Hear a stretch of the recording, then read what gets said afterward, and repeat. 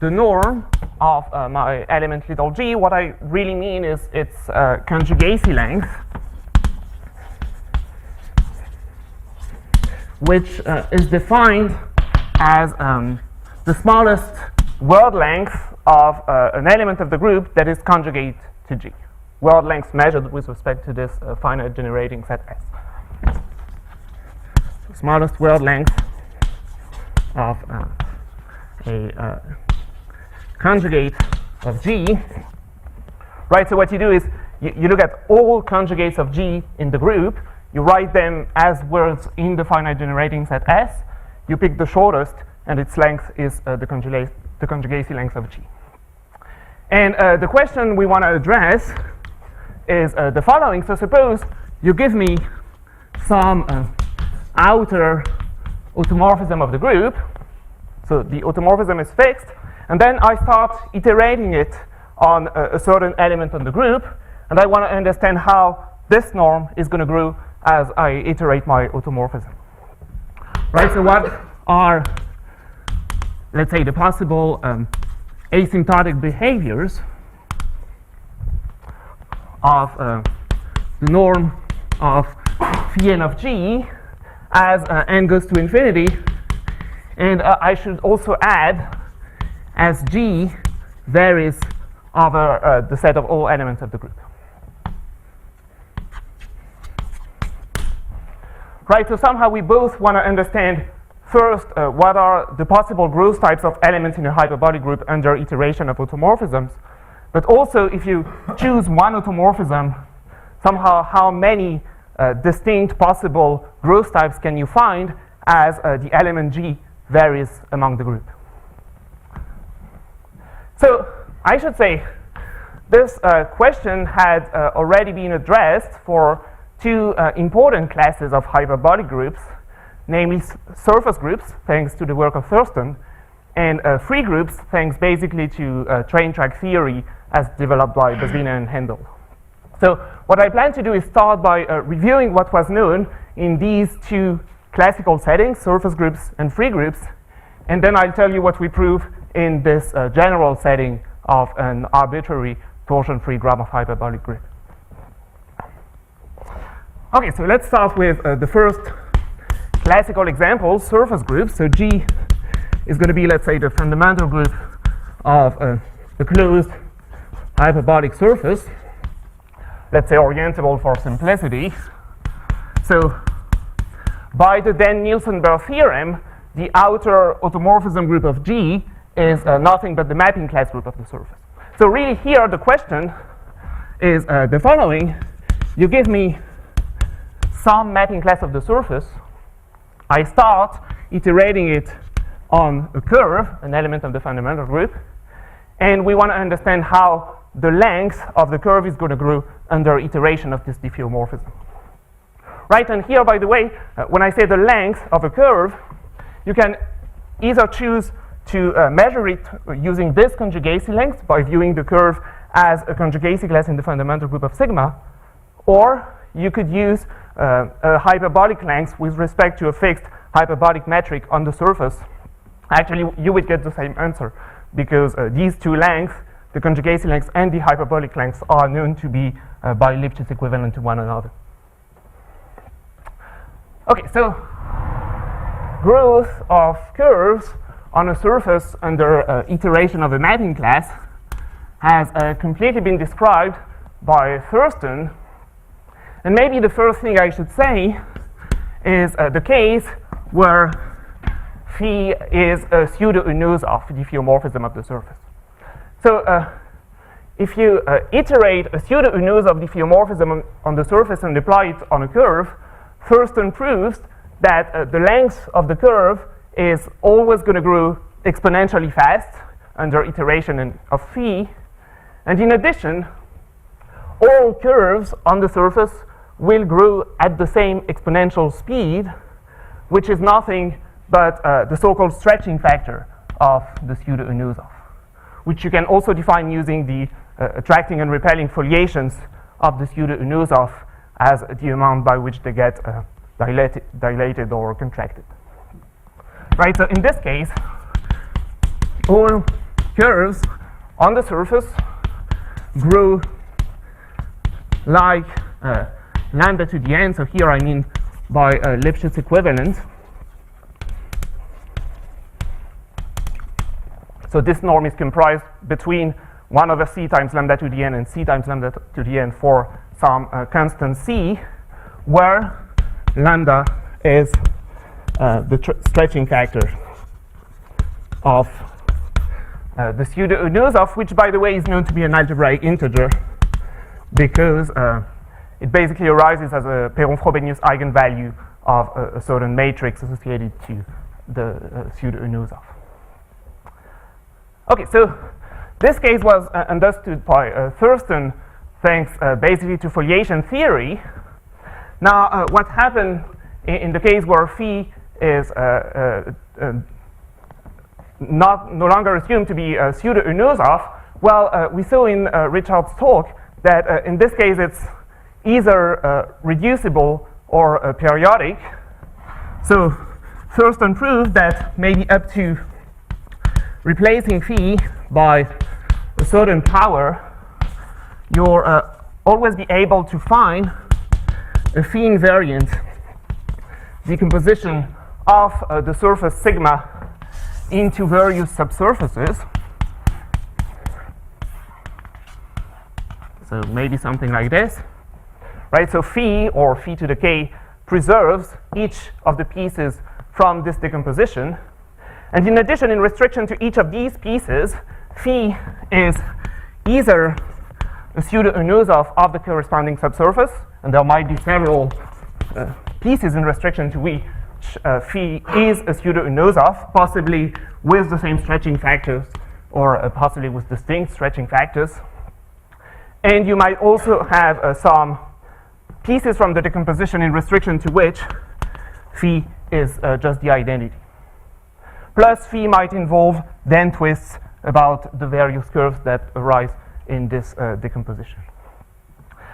Now, what happens to the growth of a curve on the surface as you iterate this diffeomorphism? Well, of course, if the curve is entirely confined within one identity subsurface, then it's not going to grow, it's fixed by phi. If the curve meets one of the pseudo-Unusov subsurfaces, then what happens is its growth is going to be exponential, and the exponential growth rate of its length is going to be the maximal stretching factor of one of the pseudo-Unusov pieces that it crosses. So here it would be lambda 1, but if you cross several pseudo-Unusov pieces, you take the maximal stretching factor of one of them. And the last situation is the case where the curve only meets identity subsurfaces, but crosses some of the curves from this decomposition, in which case what can happen is that you might have then twists about this curve, and what happens to my red curve as I twist about this one is that its length is basically going to increase by the length of the curve about which I'm twisting. So as I iterate the automorphism, this is going to create a linear growth for the length of my original curve. Right, so you have three possible behaviors, either exponential with one of these finitely many stretching factors of pseudo-Unusovs for the exponential growth rate, or linear in the presence of bend twists, or just bounded in the case where the curve is fixed. Let me sum this up in the following statement of Thurston. So to any mapping class of the surface sigma, you can associate a finite set of stretching factors, which are all, as I said, algebraic integers. And notice, by the way, that there is a bound on their number that basically only depends on the topology of the surface.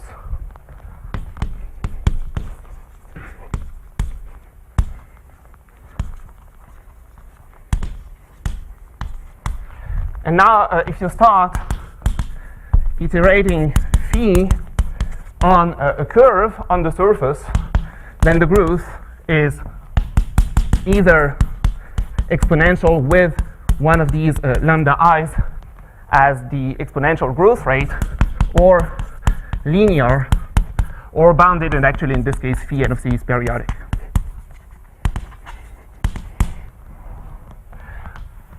Right, so this theorem of Thurston entirely answers my question in the case where G is the fundamental group of a closed hyperbolic surface. Okay, let me move on to the second classical example, the case where G is a free group.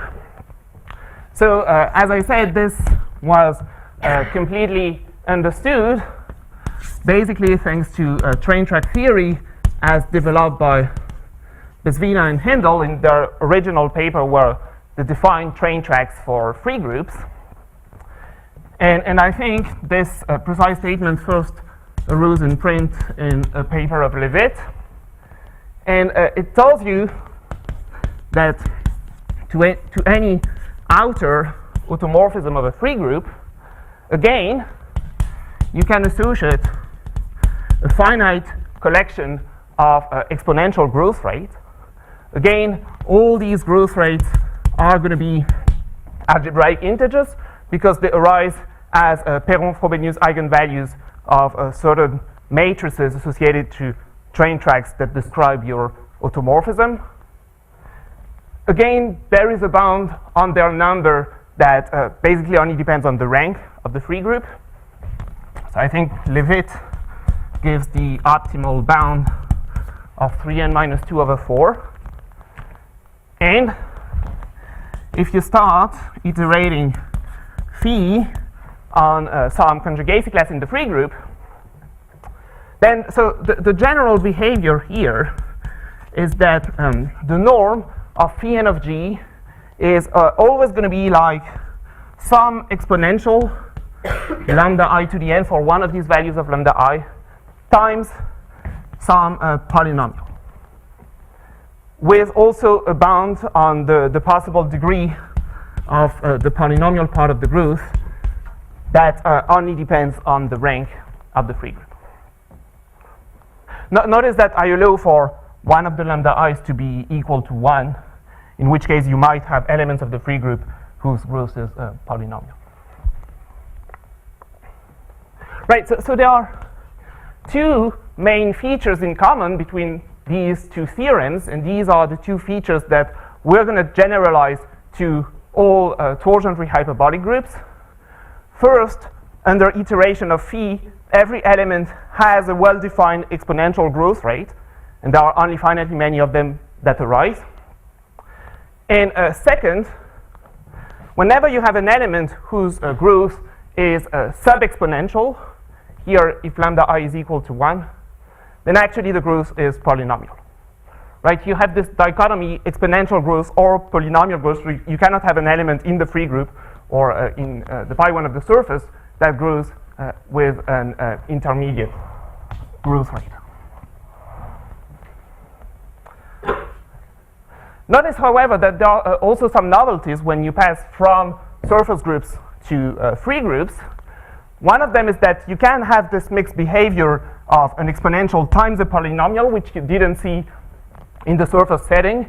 This arises typically when you take an automorphism of the free group with two strata having the same stretching factors. And also in the case where the growth is polynomial, the degree may be more than 1. It's not necessarily linear as it was in the surface setting.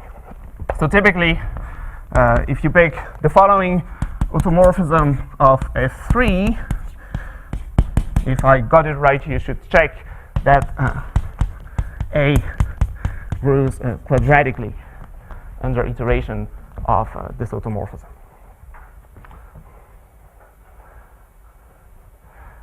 Okay, so let me now give you the statement of our main theorem in the case of general hyperbolic groups. So again, this is joint work with Rémy Coulon, Arnaud Hilion, and Gilbert Levitt. So G is any torsion-free Gromov hyperbolic group. Phi is an outer automorphism of G. So the first thing is, to phi, we can associate a finite set of exponential growth rates, which are all algebraic integers, and with a bound on their number that only depends on the group, not on the automorphism that I choose. And now, under iteration of phi, every element in the group has a well-defined exponential growth rate, in the sense that the following limit exists, which is already something non-trivial. This limit exists, and in addition, it can only take one of these finitely many values. And the second statement is that in the case where an element grows sub-exponentially fast, so if the limit is 1, then actually growth is polynomial. By the way, actually, to my knowledge, I don't know any example of a group and an automorphism for which you have an element whose growth is intermediate between polynomial and exponential. So for hyperbolic groups, this cannot happen. You have this dichotomy, either exponential or polynomial. Again, with a bound on the degree that only depends on the group. So the main difficulty we have in generalizing this theorem to the case of general hyperbolic groups is that there is no notion of train tracks for general hyperbolic groups. So we had to use completely different techniques than those used here to prove this. And we see that actually the techniques we use involve some probabilistic arguments. And I'll try to explain you how they naturally arise in the method that we develop. P is an integer. Sorry? Yeah, P is an integer, and it's bounded by a constant that only depends on the group.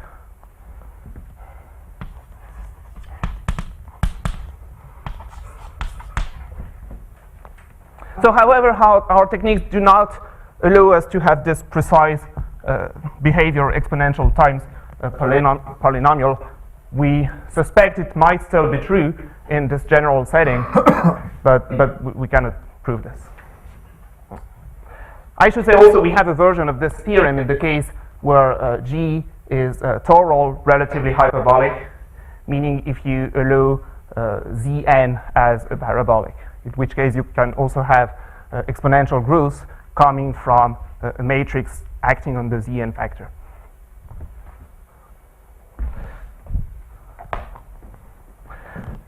Okay, so we saw that there were some differences between the surface group and the free group cases. And actually, there is a whole class of hyperbolic groups where the same conclusion as in the surface setting holds. Actually, this holds as soon as G is one-ended. So if you assume in addition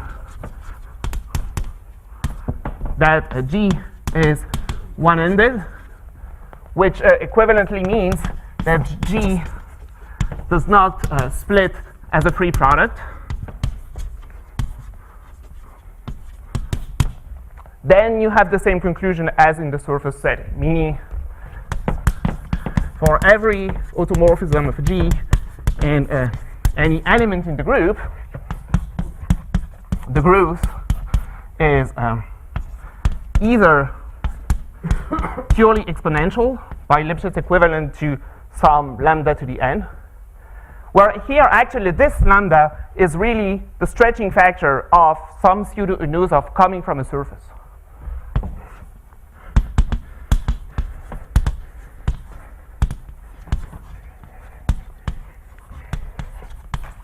Coming from a surface that may have boundary and may not be orientable. But still, it's something coming from a surface. Or the growth can be linear or bounded. So same conclusion as in the case of the pi1 of a closed hyperbolic surface, which is one example where the group is one-ended. Of course, the free group is not.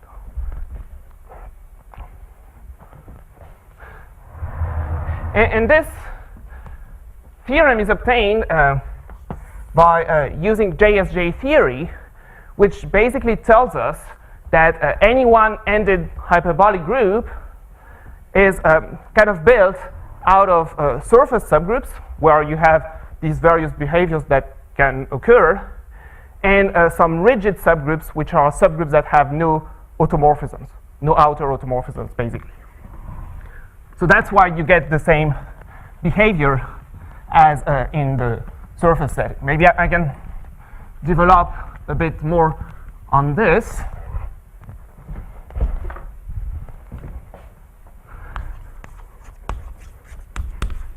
So the main ingredient that we use in the proof of the one-ended case is the so-called canonical cyclic JSJ decomposition of the group G that was first introduced in this case by Bowditch and maybe further studied by Gilbert Levitt. So what is this? This is a certain graph of groups decomposition of G, where all edge groups are cyclic.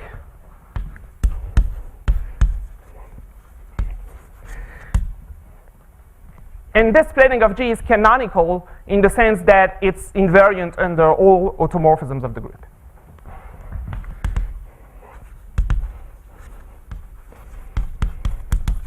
And this splitting has the following description. So it is bipartite. It has two kinds of vertices. Some are called elementary, and these are vertices whose stabilizer is isomorphic to Z. And the other, the non-elementary vertices, are of two kinds. As I said, you have surface pieces and rigid pieces. So the surface vertex groups are well isomorphic to the pi1 of a surface possibly with boundary. And the important feature is that the incident edge groups are identified with boundary curves of the surface in the graph of groups decomposition.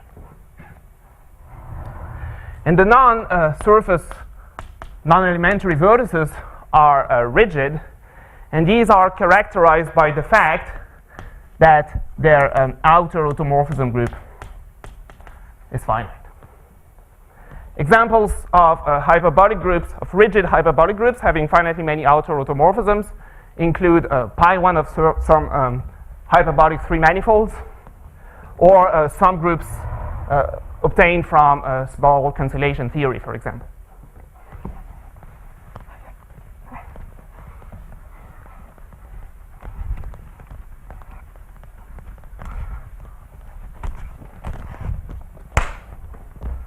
Right, so all in all, we have this graph of group decomposition of G having some surface pieces, some rigid pieces, and the other vertices are elementary, and all edge groups are cyclic.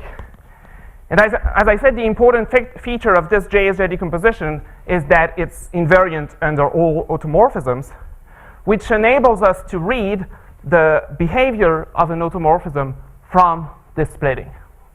Right? So if you give me some outer automorphism of the group, it preserves this decomposition. So what can it do? Well, on rigid pieces, it cannot do anything because rigid pieces have no automorphisms. On surface pieces, so it has to fix the boundary curves because these are the incident edge groups. So it acts as an element of the mapping class group of the surface. And here, if you have some phi acting like a pseudo-Unusov on one of the surface pieces, this is going to create exponential growth here. And linear growth may either come from den twists in surfaces or from what we call den twists about the edge groups of the decomposition. So what is this? Well, when you have a group which has a cyclic splitting like this, you can associate to this decomposition an automorphism of the group, which is basically going to be the identity on A and conjugation by the generator of the edge group on B. And this is an automorphism of linear growth. You also have a version for H and an extension. So here you would be the identity on A, and maybe you would multiply the stable ladder by the generator of the edge group. Right, so exponential growth comes from pseudo-Unusov in the surface pieces. Linear growth comes from either den twists in the surfaces or these den twist automorphisms about the edge groups of the decomposition, and that's all you can have.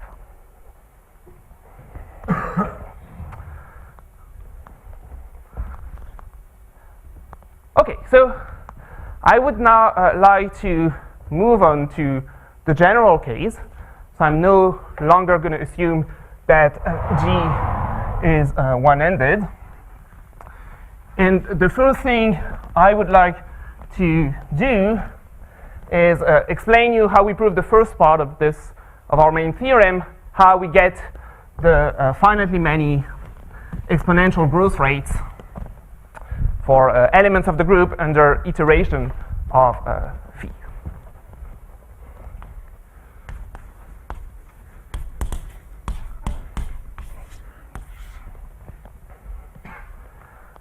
Okay, so I'm going to assume that phi has infinite order, otherwise that there is really nothing to prove here. So the proof of this statement has basically two main steps. The first step is really about finding the maximal possible exponential growth rate.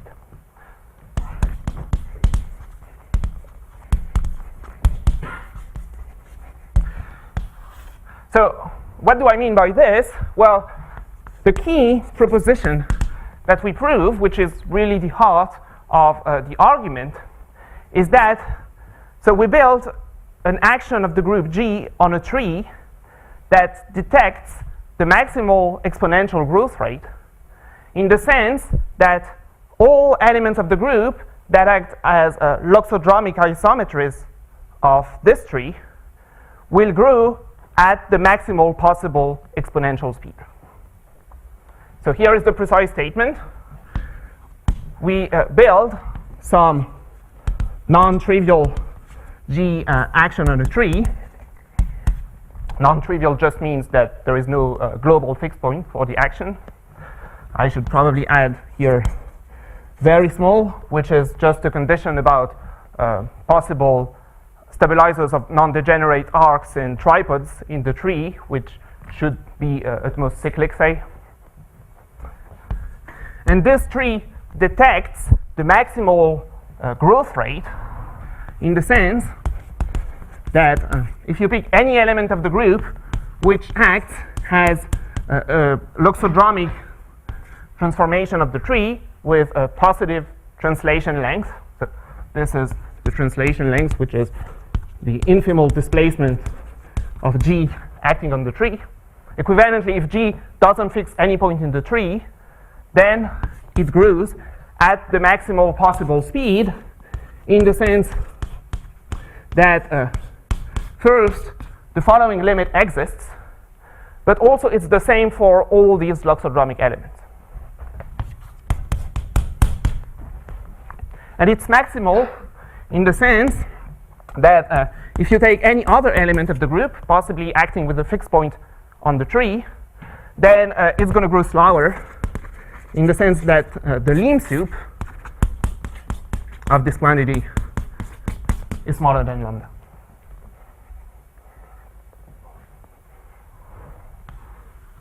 So this is really the heart of the proof. Basically, once you've proved this, you've understood the growth of all elements acting loxodromically on the tree. So you're left understanding the growth of elements sitting in subgroups of G that act elliptically on the tree we've just built. And this is then done by induction on a certain notion of complexity of these subgroups.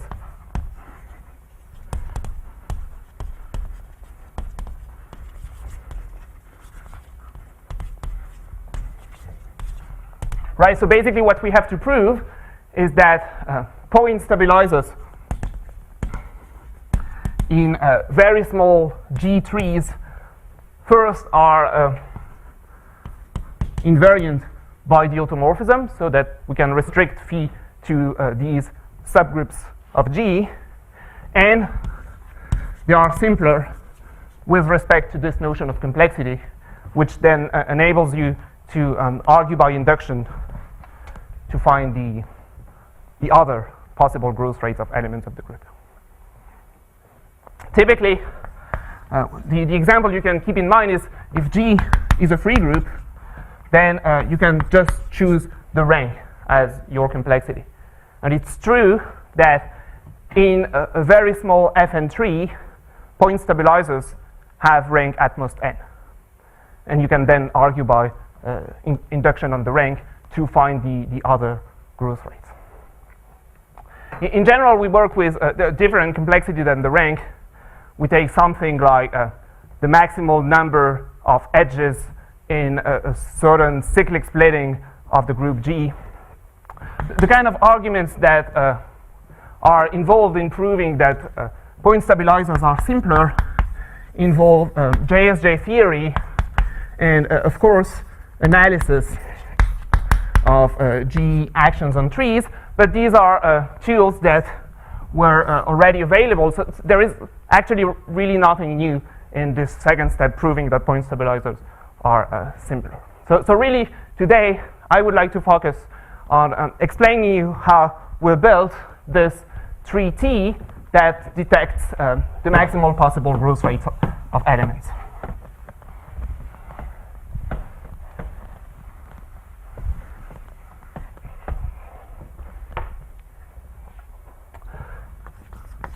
So here is how we build this tree. It's actually in the proof of this proposition that there are going to be some probabilistic arguments, and I'll try to convince you that they kind of arise naturally in the proof. So I'm going to let X be the Cayley graph of G with respect to my fixed generating set S. And of course, the group G has a natural action on its Cayley graph just by lift multiplications. Now, using my automorphism, I can twist this G action by precomposing it by phi. So I'm going to denote by X phi the following G space. So as a space is the same space as X, but it's equipped with the action twisted by phi.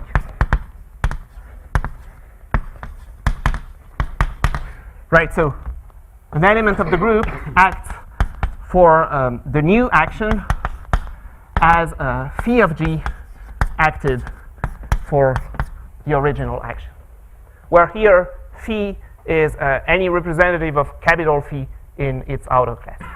Actually, it doesn't matter which representative you take, as any two choices of representatives are going to give you spaces that are G equivalently isometric to one another. So now we want to understand the asymptotic behavior of phi to the n.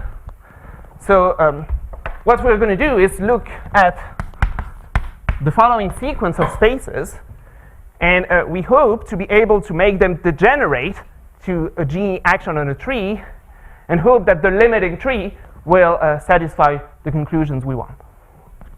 So this is somehow made possible by a result of Bezvina and Coulon that tells us that maybe up to passing to a subsequence, we can make this sequence of spaces degenerate to a tree up to renormalization, actually. Of course, if you take an element of the group, typically its translation length in this space will tend to go to infinity. So if we want to have a chance to make these spaces converge to something, we should better first renormalize the metric by some constant converging to 0. And once you do this, the hyperbolicity constant of the space that you get goes to 0. So in the end, in the limit, you can take a limit by this theorem of Bezvina and Paulin, and in the limit, the space you obtain is 0 hyperbolic. So it's a G action on a tree.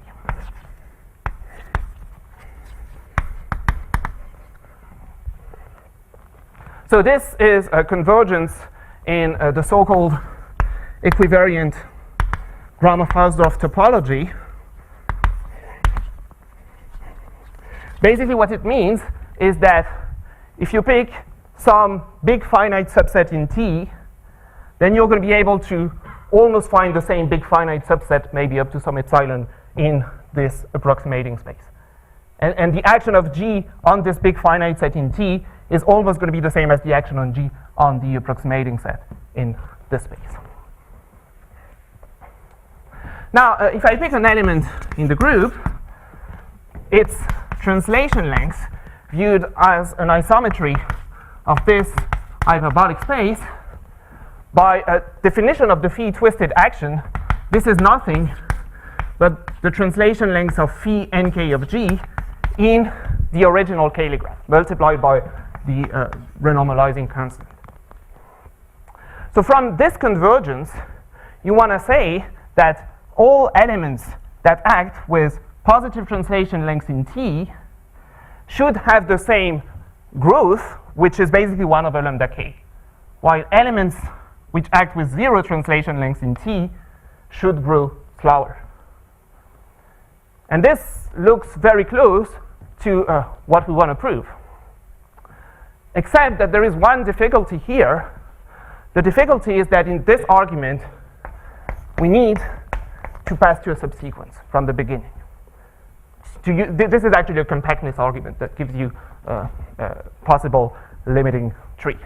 And we don't want to pass to a subsequence on which we have no control, because this is not enough for our purposes. So really for us, the natural limiting object is not one single tree, but a whole space of all possible accumulation trees of this sequence. And since we don't know which tree to choose in this whole accumulation space, well, we're just going to choose one at random. So the natural object we build is actually a probability measure on the space of all accumulation trees, which has the property that almost every tree with respect to this probability measure will satisfy the desired conclusion.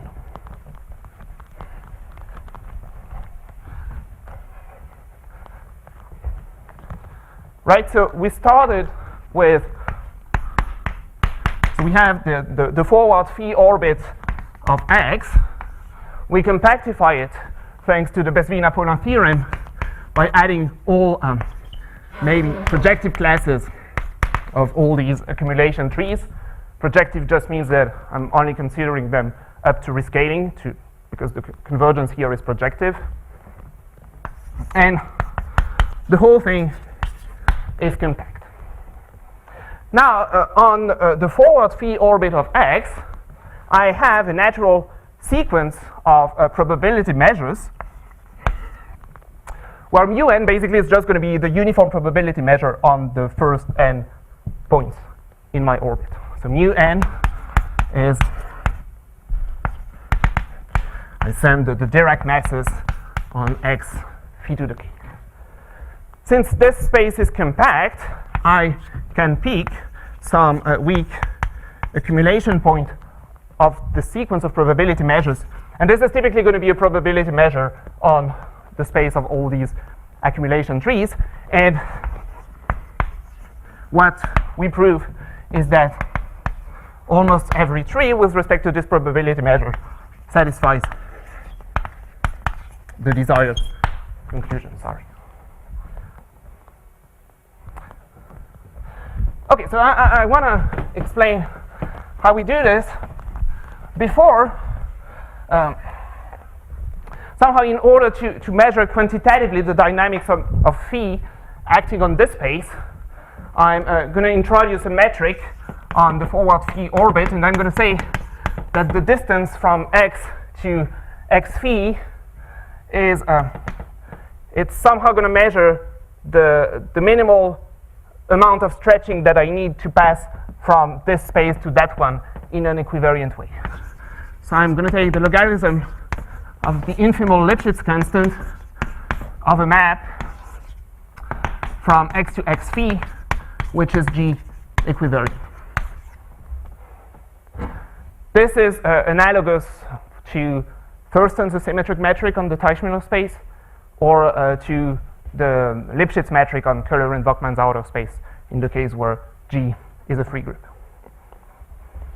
And I'm going to define the drift of phi acting on its orbit as typically the speed at which I'm moving away from the base point as I'm iterating my automorphism. So the drift, which I'm going to denote by log of lambda, will be the limit of, so you look at the distance from x to x twisted by phi to the n, and you divide by n.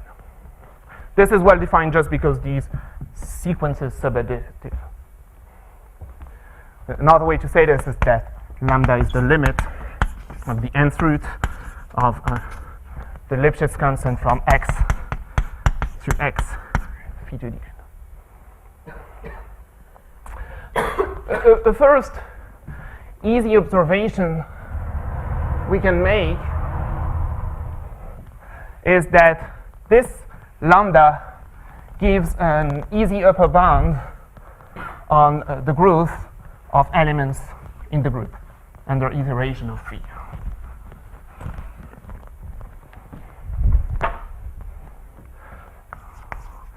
Why? This is because, so if you look at the norm of phi n of g, this is the same as the translation length of g in the twisted space. And of course, when you pass from x to x phi to the n, the translation length of the element can be multiplied at most by the Lipschitz constant of the map you are using. So this is at most the Lipschitz constant from x to x phi to the n, which is this quantity, times the length of g in the original space. And if you take the nth root and pass to the limit, you get that the lim sup of the nth root is at most lambda. So the drift gives you an upper bound on the growth of elements under iteration of. And now the claim is that for almost every tree, the drift also gives a lower bound for all elements acting loxodromically on tree. This is a claim that is based on an argument due to Carlson and Le Drapier that basically tells us that for almost every tree in this accumulation set, the drift, the speed at which we are escaping the base point, is going to be the same as the speed at which we are approaching this limiting tree. Carlson and Le Drapier phrased this in terms of Horo functions here associated to t.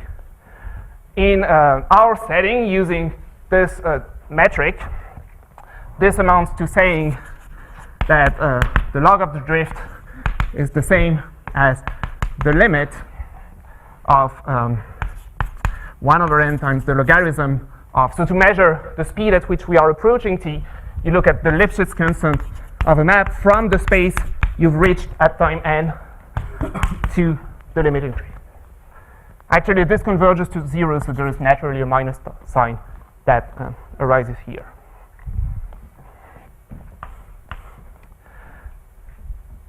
before I explain you where this comes from, let me start by showing. So this is for mu almost every 3t. Let me start by explaining why this is enough to conclude the proof of the proposition and therefore of the first statement of our main theorem.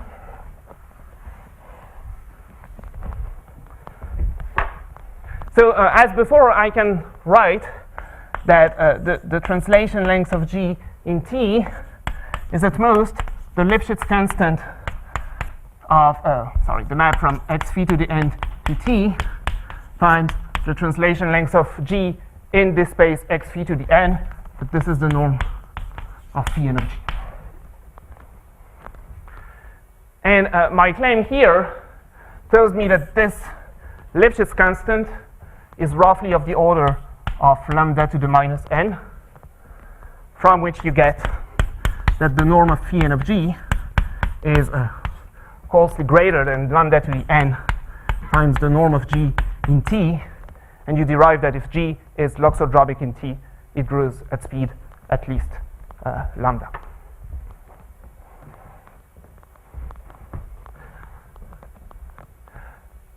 So let me just say one word about the proof of this claim and the Carlson-Le Drapier's argument,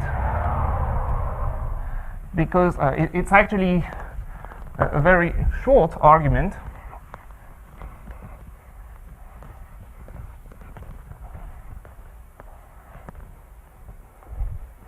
So on my compact space K, I'm going to define the following continuous function.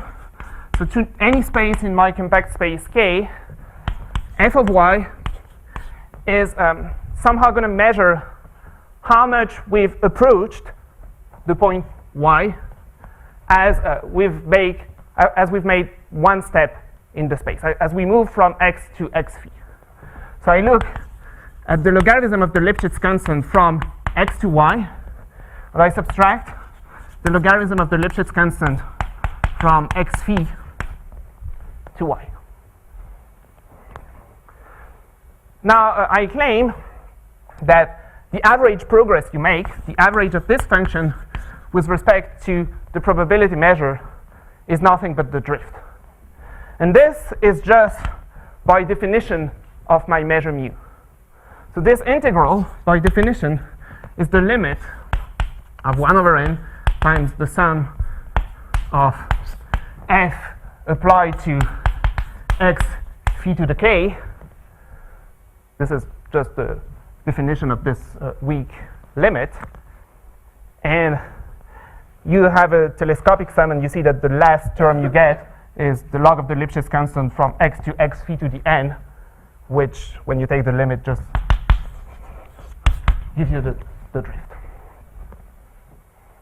So the drift is the average progress you make in direction of t as you move from x to x phi. But now, I can also express this integral in a different way by using the Birkhoff-Ergodic theorem, which tells us that this spatial integral is the same as a temporal limit as you sum the value of f over the forward phi orbit of a typical point y in the compact space K. And again, you get some telescopic sum, and the last term is going to be minus, so you get the Lipschitz constant from x phi to phi to the n minus 1 y, but then using equivariance, this is exactly the same thing as this limit that I had in the statement.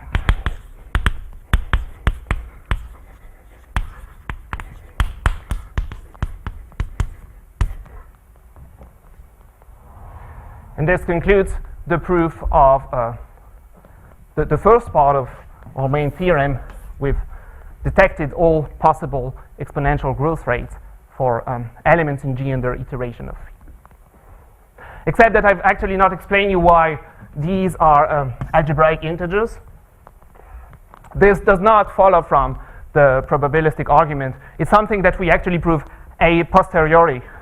Once we know that the drift exists, we can show that actually this drift is either the maximal growth rate of a curve sitting in one of the surfaces from one of the one-ended pieces of G, or it's a growth rate coming from the free product decomposition of G, but there you have a notion of train tracks for free products that tells you that the drift is necessarily an algebraic integer.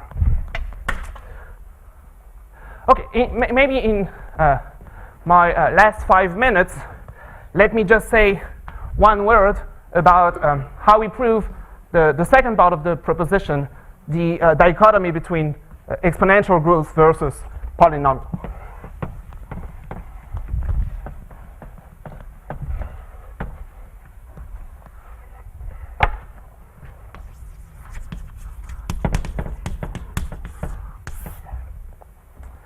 So first, notice that the set of all elements of the group that grew sub-exponentially fast is a finite union of finitely many conjugacy classes of subgroups of G. Because these are actually the subgroups which are elliptic in the last three from the previous inductive argument. These arise as elliptic subgroups in some tree. So up to restricting phi to these subgroups, I can actually assume that all elements of the group grew sub-exponentially fast. And I want to prove that in this case, they all grew polynomially fast. So if this happens, there is a result due to Levitt and Lustig, which tells you that if all elements grew sub-exponentially fast, then actually phi has to preserve some free splitting of the group, either as a free product or as a free H&N extension. This is something they prove using train track theory. And from there, you'd actually like to argue by induction on the rank by proving a sort of combination theorem. If you could prove that knowing that the restriction of phi to A and the restriction of phi to B are polynomially growing, then the whole thing is polynomially growing, you would be done. Unfortunately, this doesn't work so well. So the statement we have to prove to carry this inductive argument is actually more technical than what I've just said. So I'm just going to state it and I'll stop there. So maybe first I'm going to pick some representative of phi in its outer class that preserves all the groups in this splitting. What we show is that if you know that the restriction of phi to A and the restriction of phi to B have what we call full polynomial growth, then phi has polynomial growth. And then we conclude by induction on the rank, so as full polynomial growth. So what is this? Well, the first thing is what we want, so all elements grew polynomially fast.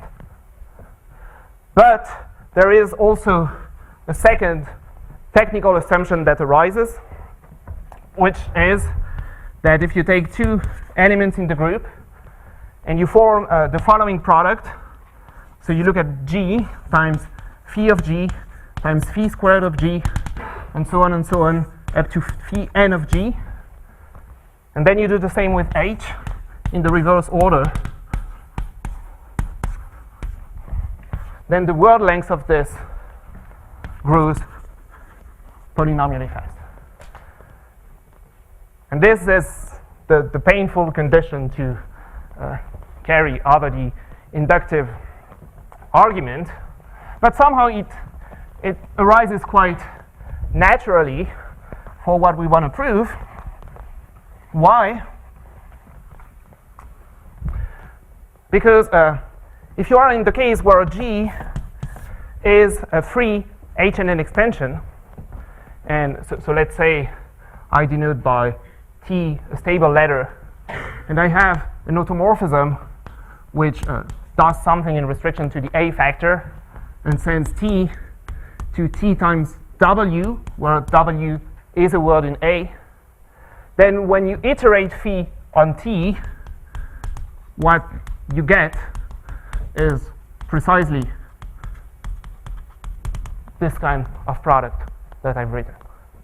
And that's why we need to put this technical hypothesis in the induction argument in order to get this dichotomy exponential versus polynomial.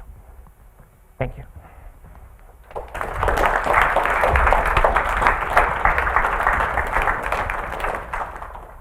Any questions?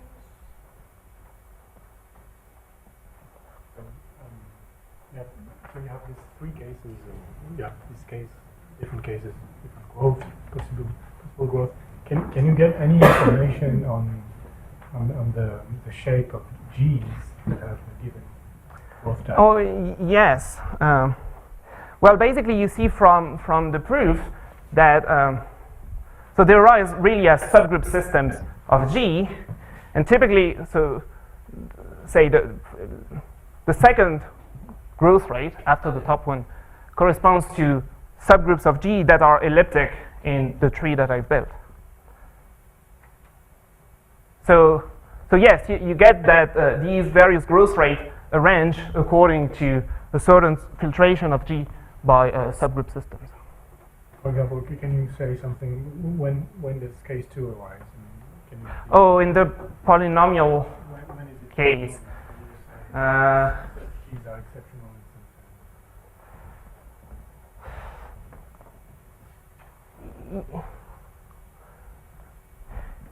Yes, so I mean, what you get in general, so you have the group G, and you're going to have various subgroups such that if you have an element that is conjugate to one of these subgroups, the growth rate is going to be smaller, and then maybe you have subgroups of this one in restriction to which the growth rate is going to be again smaller, and the elements for which the growth is sub-exponential corresponds to one of these bottom subgroups from the whole filtration of G. Right, so typically these subgroups are so when I built my G action on a tree, these subgroups are typically going to be those which are elliptic, or at least they're going to be contained in the subgroups of G that are elliptic in T. And then when I restrict to these subgroups, I get new actions on trees, and I look at the elliptic subgroups in those actions. And I iterate finally many times, and this is how I get the whole filtration of G by subgroups that give me the various growth types. How do you know it's a finite? This is because we have this notion of complexity of these subgroups that decreases at each step. If G were a free group, you can show that, so if G is Fn, you can show that all these groups have rank at most n minus 1.